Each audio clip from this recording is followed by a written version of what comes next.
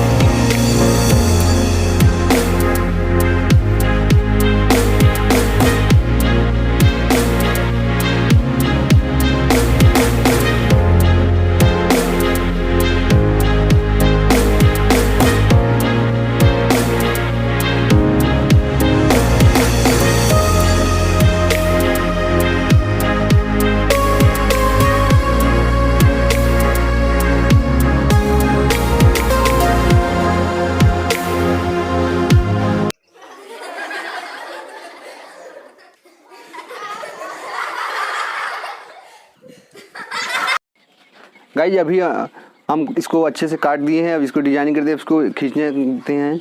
थोड़ा सा हमने ही खींच दिया है, अभी इसको टोटली खींचना है। देखते हैं कितना बड़ा निकलता है।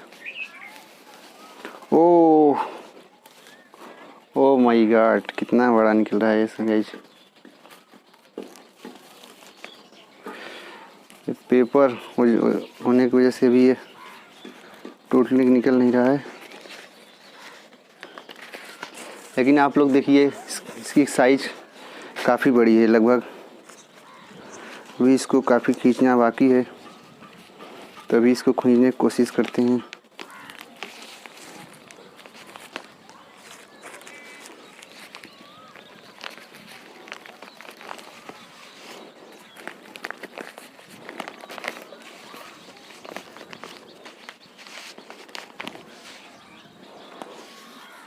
ये देखिए गाइज, लगभग मेरे कंधे के बराबर है ये। आई होप आप लोगों ने अभी तक कितना लंबा गुलदस्ता नहीं देखा होगा कागज़ का।